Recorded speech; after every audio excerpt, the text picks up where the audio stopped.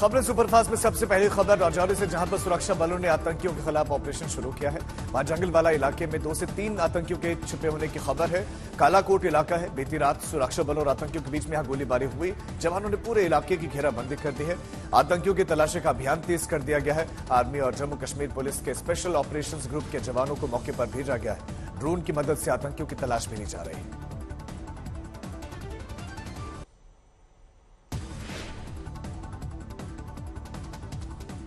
अब आज गिरफ्तार किए गए 3 आईएसआईएस आतंकियों की उनकी साजिश का पर्दाफाश हो गया। खुलासा हुआ है कि उन्होंने 26/11 जैसे ही एक बड़े आतंकी हमले की साजिश रची थी। तीनों ही आतंकियों की कई जगहों पर रैकी भी की गई थी और वो बड़े नेताओं को भी टारगेट करना चाहते थे।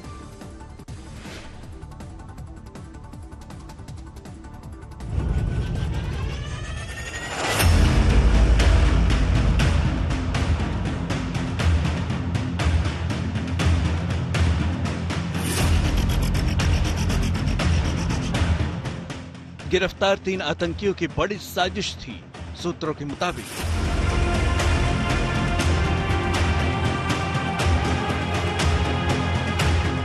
साजिश नंबर 1, इनके निशाने पर अयोध्या का राम मंदिर था। साजिश नंबर 2, मुंबई का चाबड़ हाउस भी इनके टारगेट पर था। साजिश नंबर 3, देश के कुछ बड़े नेताओं पर हमले की साजिश थी।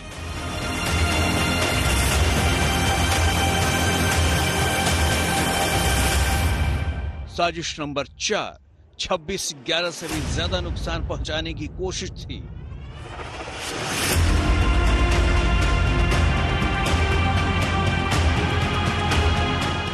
उत्तर भारत में हमले के लिए इन आईएसआईएस आतंकियों की बड़ी प्लानिंग थी, लेकिन स्पेशल सेल को इसकी भनक लग गई।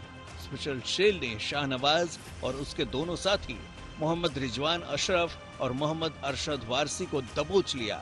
शाहनवाज को दिल्ली के जैतपुर से, अरशद को मुरादाबाद से और रिजवान अशरफ को लखनऊ से गिरफ्तार किया गया। तीनों इंजीनियर हैं।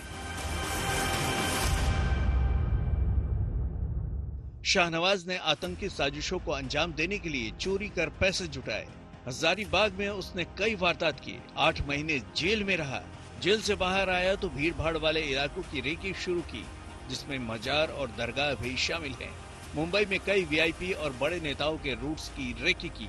सूरत, वडोदरा और गांधीनगर में आईडी प्लांट कर टारगेट किलिंग भी करना चाह रहा था। इन्होंने वेस्टर्न इंडिया, सदर्न इंडिया में अलग अलग जगह पे, जिसकी हम पूरी डिटेल आपको अलग से एक प्रेस नोट के जरिए दे देंगे, इन्होंने रेकी करी। वेस्टर्न घाट्स में इन्होंने अपना ठिकाना बनाने की कोशिश करी। कई ऐसे वाइल्ड लाइफ एरियाज थे जहां पे इन्होंने नंबर ऑफ वीक्स बिताए और इनको क्लियरली एक टास्किंग दी जाती थी कि किस स्टेज पे क्या करना है। अब इन तीनों गिरफ्तार आतंकियों से जुड़ा एक सच और सुनिए। इनका हैंडलर पाकिस्तान में छिपा बैठा है। नाम है फरहतुल्लाह गोरी, जो आईएसआईएस के नाम पर भारत में नौजवानों को जिहाद के लिए ऑनलाइन तैयार कर रहा है। फरहतुल्लाह गोरी गुजरात में इस साल 2002 में अक्षरधाम मंदिर पर हुए हमले में शामिल था। उसी साल गोरी ने हैदराबाद में एसटीएफ ऑफिस में सुसाइड अटैक भी करवाया था। वो हैदराबाद का रहने वाला है, लेकिन अभी पाकिस्तान में छिपा है। भारत ने उसे डेजिग्नेटेड टेररिस्ट घोषित किया हुआ है। शाहनवाज लगातार फरहतुल्लाह गोरी उर्फ अबू सुफियाना के संपर्क में था। उसकी साजिशों में बराबर की भागीदार उसकी पत्नी भी है, जिसकी तलाश सुरक्षा एजेंसियों को भी है। शाहनवाज की पत्नी हिंदू थी, बाद में उसने भी इस्लाम अपना लिया था। अब शाहनवाज की पत्नी स्पेशल सेल के रडार पर है। सूत्रों के मुताबिक शाहनवाज की तरह वो भी काफी हद तक रेडिकलाइज है। अरविंद ओझा, दिल्ली, आज तक।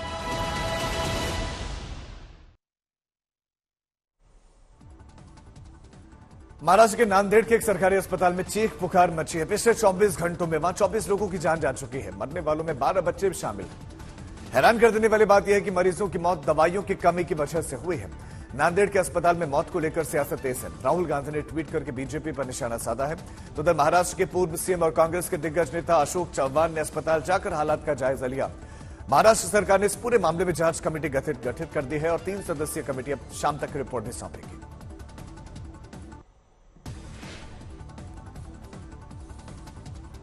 अब खबर राजस्थान के झुंझुनू से, जहां पर एक ट्रैफिक पुलिसकर्मी को कुचलने की कोशिश कार चालक ने की। दरअसल पुलिस वाले ने कार को रोकने की कोशिश की क्योंकि उसे चला रहा ड्राइवर फोन पर बात कर रहा था। पुलिस वाले ने उसे रोकना चाहा, लेकिन ड्राइवर ने कार तेजी से दौड़ा दी। ट्रैफिक पुलिसकर्मी कार के बोनट पर लटक गया। फिर भी आरोपी कार ड्राइवर को दूर तक घसीटता रहा। कुछ दूर बाद पुलिस वाला कार के बोनट से गिर गया। इस घटना में पुलिसकर्मी जख्मी हो गया और कार सवार वारदात के बाद से फरार हो गया।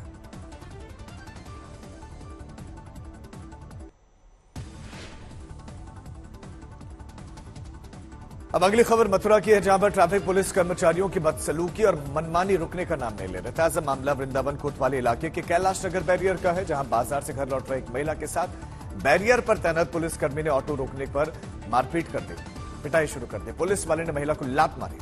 गुस्साई महिला ने भी पुलिसकर्मी पर चप्पलों से वार कर दिया। विवाद तब बढ़ा जब पुलिस वाले ने महिला का ऑटो रोका और आगे नहीं बढ़ने दिया और इस मारपीट का वीडियो वायरल है।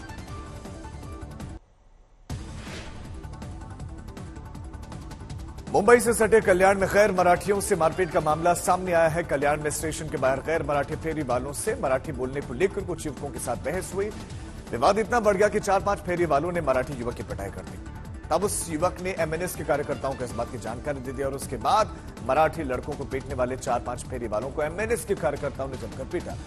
ये वीडियो सोशल मीडिया पर वायरल हो गया है। वीडियो वायरल होने के बाद कांग्रेस के नेता संजय निरुपम ने शिंदे सरकार से दोषियों पर सख्त कार्रवाई की मांग की है।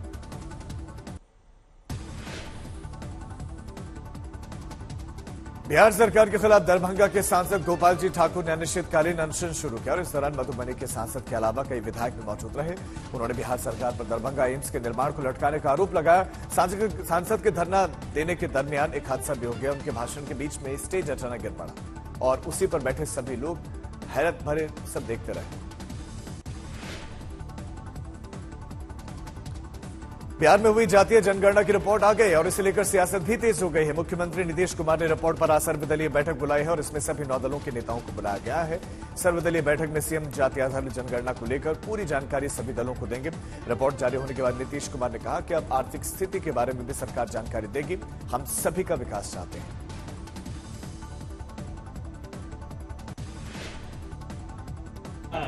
सारा चीज जो रिपोर्ट है सबके सामने आएगा और रिपोर्ट आ जाने के बाद आगे सबके हित में जो भी काम करना है उसका निर्णय लिया जाएगा। सर, क्या ये हिंदुत्व बीजेपी के हिंदुत्व प्लान को काउंटर करने के लिए मंडल 60 को रिविजिट कर रहे हैं आप? देखिए उन लोग क्या करते हैं, कोई मतलब किसी चीज को। अब जातीय जनगणना का क्रेडिट लेने की होड़ भी शुरू हो गई। बीजेपी नेता सुशील कुमार मोदी ने इसे लेकर लालू प्रसाद यादव पर सवाल उठाए। उन्होंने कहा कि लालू यादव इसका क्रेडिट न लें क्योंकि नीतीश के साथ बीजेपी वाली सरकार ने इस जनगणना का फैसला लिया था। सुशील कुमार मोदी ने यह भी पूछा कि आरजेडी के 15 साल सरकार में रहते हुए जातीय सर्वे आखिर क्यों नहीं हुआ था। लालू यादव ये बताएं कि आपने 15 साल बिहार में राज किया, अपने 15 साल के कार्यकाल में आपने जातीय सर्वेक्षण क्यों नहीं कराया? और आज जो बिहार में जातीय सर्वेक्षण की रिपोर्ट आई है कि किस सरकार का फैसला था, जिस सरकार में भारतीय जनता पार्टी शामिल थी, जिस सरकार में भारतीय जनता पार्टी के 14 विधायक मंत्री थे, उस मंत्रिमंडल का यह फैसला है। इसलिए लालू जी अनावश्यक श्रेय लेने का प्रयास न करें। आपको जब मौका मिला तो आपने कभी जातीय सर्वेक्षण नहीं कराया। दिल्ली में टीएमसी नेताओं के विरोध प्रदर्शन का आज दूसरा दिन। दोपहर 1 बजे पार्टी के नेता जंतर मंतर पर विरोध प्रदर्शन करेंगे और उसके बाद शाम को टीएमसी का प्रतिनिधिमंडल केंद्रीय मंत्री निरंजन ज्योति से मुलाकात करेगा। पहले दिन प्रदर्शन के बाद पार्टी सांसद अभिषेक बैनर्जी ने केंद्र सरकार पर आरोप लगाया कि बंगाल सरकार का पैसा केंद्र सरकार नहीं दे रही है। अभिषेक बैनर्जी ने प्रदर्शन के पहले दिन कुछ वीडियोस भी शेयर किया और आरोप लगाया कि उनकी पार्टी के विधायक के साथ राजघाट पर हाथापाई की गई और उन्होंने वीडियो को ट्वीट करके पुलिस पर गंभीर आरोप लगाए। एक वीडियो में सुरक्षाकर्मी टीएमसी नेता को धक्का मारते दिख रहा है।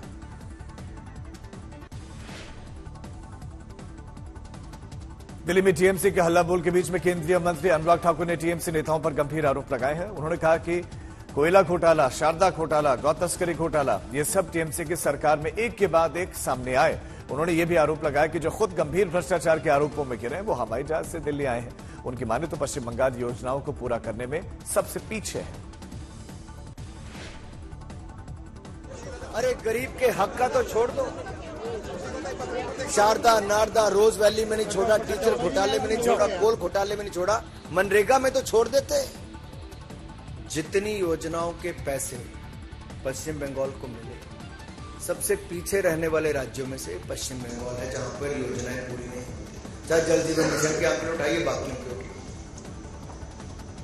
छोटे छोटे पहाड़ी राज्यों तक ने जो काम पूरा कर लिया, आज तक वो पश्चिम बंगाल एक जिले में नहीं कर पाए। जो भ्रष्टाचार जमीन पे चल रहा है उसके ऊपर पश्चिम बंगाल में कार्रवाई नहीं हुई, लेकिन उस पर लीपापोती करने के लिए अपने कुछ नेताओं को यहां पर भेजा है। केंद्रीय मंत्री संजीव बालियान ने पश्चिमी यूपी को अलग राज्य बनाने की मांग की है, जिसे लेकर सियासत तेज हो गई है। बीजेपी में ही बालियान के बयान का विरोध होना शुरू हो गया। संगीत सोम ने केंद्रीय मंत्री के बयान की निंदा की और कहा कि पश्चिमी यूपी बनने का मतलब है मिनी पाकिस्तान। और इससे पहले संजीव बालियान ने कहा था कि पश्चिमी यूपी राज्य बने तो फिर राजधानी मेरठ को बनाया जाए। पश्चिम उत्तर प्रदेश अलग बनना चाहिए, मेरठ की राजधानी होनी चाहिए। 8 करोड़ की आबादी है, बहुत छोटे छोटे प्रदेश हैं। जिस दिन पश्चिम उत्तर प्रदेश अलग बन जाएगा, ये इस देश का सबसे अच्छा प्रदेश होगा, सबसे समृद्ध। पश्चिमी उत्तर प्रदेश बनाने से पहले हमें सोचना तो चाहिए कि हम क्या बोल रहे हैं। पश्चिमी उत्तर प्रदेश बनने का मतलब है मिनी पाकिस्तान बनना। एक वर्ग की आबादी इतनी बढ़ती जा रही है कि आप सोच नहीं सकते। कितनी नगर पंचायत है, कितनी नगर पालिका में 70 से 80% है। आप यहां क्या ये चाहते हैं कि हिंदू माइनॉरिटी में रहे? हमारी बिल्कुल ये मांग नहीं है। कांग्रेस नेता राहुल गांधी कल अमृतसर के स्वर्ण मंदिर पहुंचे, जहां पर वो अरदास में शामिल हुए। अपने सिर पर नीला कपड़ा रखकर राहुल गांधी ने मत्था टेका, प्रार्थना की। उसके बाद सिखों की सर्वोच्च धार्मिक संस्था अकाल तख्त गए और बर्तनों को साफ करते हुए सेवा की। इस दौरान इसको लेकर बीजेपी ने राहुल गांधी पर निशाना साधा। असम के सीएम हेमंता बिस्वा शर्मा ने ट्वीट करके कहा कि दादी ने गोलियां चलवाई और पोता सेवा कर रहा है।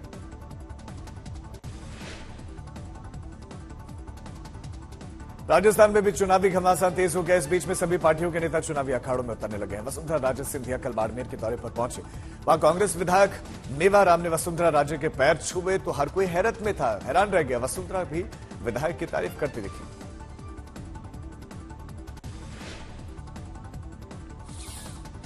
छत्तीसगढ़ में विधानसभा चुनाव को देखते हुए वोटर्स को लुभाने के लिए मुख्यमंत्री भूपेश बघेल ने कांग्रेस के भरोसा यात्रा की शुरुआत की और वो खुद बुलेट चलाते हुए नजर आए। पाटन विधानसभा में उन्होंने 52 किलोमीटर तक की यात्रा बुलेट से की। इस दौरान करीब 10,000 कांग्रेसी कार्यकर्ता भी मौजूद थे। अगली खबर नवी मुंबई से, जहां पर एरोली सेक्टर 8 में एक चलती बस में अचानक भीषण आग लग गई। सूत्रों के मुताबिक इलेक्ट्रिक बस में तकनीकी खराबी के चलते यह हादसा हुआ। आग लगते ही सभी पैसेंजर को नीचे उतार लिया गया था। मौके पर पहुंची दमकल की टीम ने आग पर जब तक काबू पाया तब तक पूरी बस जलकर खाक हो चुकी थी।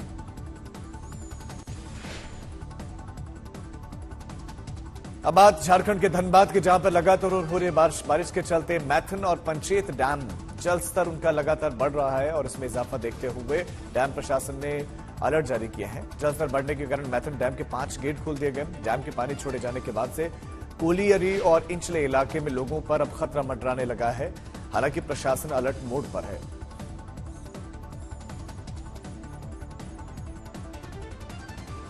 तो भारी बारिश के बाद से नदी नाले उफान पर हैं और डैम लबालब है। डैम के 5 गेट खोले गए हैं और अब लहरें उफान मारते हुए आगे की तरफ बढ़ रही है। लोगों को सचेत किया गया है कि चूंकि पानी छोड़ा जा रहा है डैम से, लिहाजा सतर्क रहें। रिहायशी इलाकों में पानी उस तरफ बढ़ सकता है, लिहाजा पहले से ही तैयारियां रखें। अब खबर हैदराबाद की, जहां पर लुलु मॉल की ओपनिंग हुई तो वहां पर ट्रैफिक जाम लग गया। 27 सितंबर को मॉल की शुरुआत हुई और उस मौके पर भारी भीड़ उमड़ पड़ी। सड़कों पर लंबे कतार देखे, हर कोई लुलु मॉल पहुंचना चाहता था। सोमवार को भी बिल्कुल वैसे ही हालात दिखे, लंबे ट्रैफिक जाम में लोग फंसे रहे। तस्वीरें आप देखिए कि कितना लंबा वहां जाम लग गया। गाड़ियों की रफ्तार थम सी गई, धीरे धीरे गाड़ियां आगे बढ़ती गई और इसके पीछे की वजह सिर्फ एक, लुलु मॉल की ओपनिंग। मॉल क्या खुला, लोग मॉल में पहुंचना चाहते थे, उसको देखना चाहते थे और फिर उसकी वजह से पूरी रोड पर ही जाम लग गया।